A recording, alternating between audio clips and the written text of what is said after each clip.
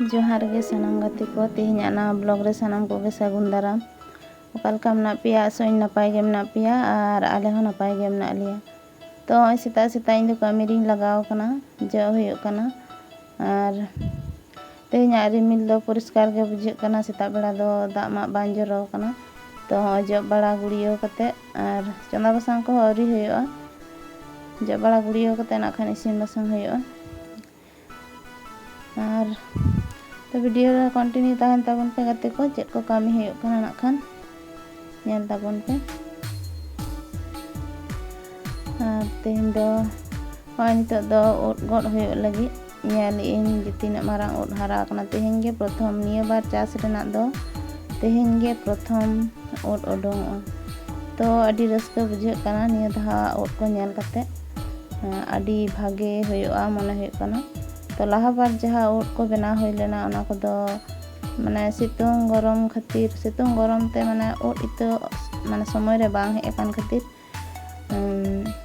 नष्ट लेना अडी गान नष्ट लेना। तो निया दहा दो अडी भागे नेलोग कना इतो को और तेहन प्रथम दिन उडुंगोग कना और ओट को नेलते अडी रस्का बुझे कना जे बांग निया दहा दो मने होय लॉस तो बांग हुयुग तलिया भागे गे हुयुगा। तो ओना को पे नेल दा नोआ को तायम ते बना हुई कना नोआ धारे ना माचा रे दो और नोआ धारे जहां नेलोग कना खाली खाली गिया ओना माचा दो इतो चाबायन तलिया। तो ओना खातिर लातार ना छात रेगे बना हुई कना ओना धारे दो बांग बनाव कना। तो जहां धारे पुइलो बनाव कना ओना धारे गे पुइलो ते उडुंग कना। तो हो नोंका नेलोग कना ओट को नेल ताबन पे गड हुयुगा। तो पुइलो दिन रे दो बेसी बांगलिन बनाव कदा कम गिलिन बनाव ले ओट कम गे उडुंगोगा। तो होय पे नेले हो नोआ को दो चेद लेका नेलोग कना होला गड गान को आरा आरा नेलोग कना से ओना को दो होला गे गड गान को। तो होला दो बेसी बांग उडुंग को उनका 500 गान उडुंग को। तो ओनाते बिट्टू सोना बाबा बाय गड ले तेहन दो चेद लेका नेलोग कना ओना ओट को दो खराब खराब पे नेलोग कना। ओना टांग बेड ना पे नेले ओना दो नष्ट कना एमन साड़ कना साड़ बेसी कना लाटिज आकना एकान। तो देखी जुदी केटेज गे खान ताहले मेसा हुयुगा आक्रिंग और बांग खान दो ओड़ा रे जम बड़ा को हुयुगा। तो गाते को पे नेलेआ जे अलिन दो 12 मास गे ओट गिलिन चासा राबांग रे राबांग ओट लिन चासा और गरम रे गरम रेना ओट लिन चासा। तो 12 मास गे अलिना दो ओट गे तालिन ओट चास गे पेसा रे परिणत कना। तो गाते को चलो एबारे ओट गड हुई लेन गे।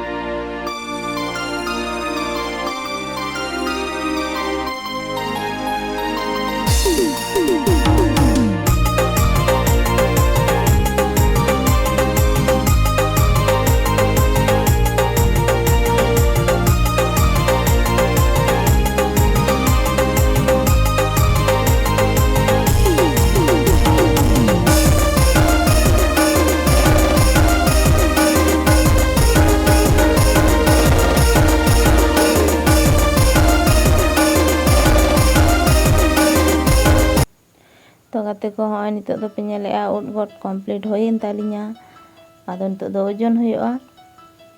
चलो ताहले ओजन हुई लेन गे और होना ओट पे नेलेआ नोआ दो नष्ट उतर कना होला गड हुई लेन खान भागी को।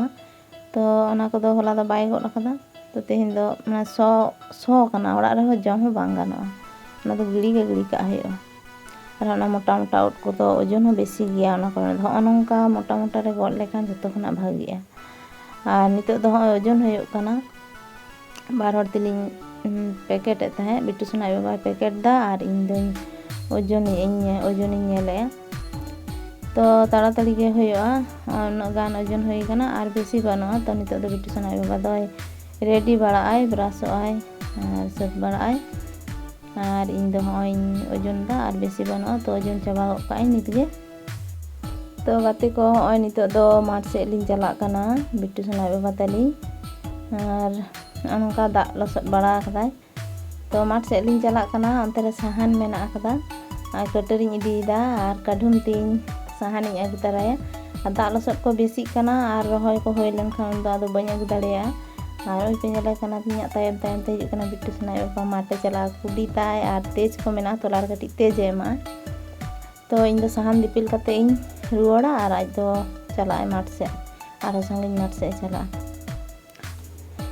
तो गाते को नितो दो तारासिन बेड़ा कना आर रिमिल तिना घुर चाबा नेलोग कना मने हुयुग कना नितो गे दाग जरोआ तो साहान को तोल बड़ा कते इन दई रुवाड़ा तो गाते को तेज वीडियो दो नोंका गे ताहे कना तो वीडियो जदि पे कुसिया खान लाइक पे शेयर पे कमेंट पे आर चैनल रे पे नवा गे खान सब्सक्राइब का पे नापाम हुयुआ परे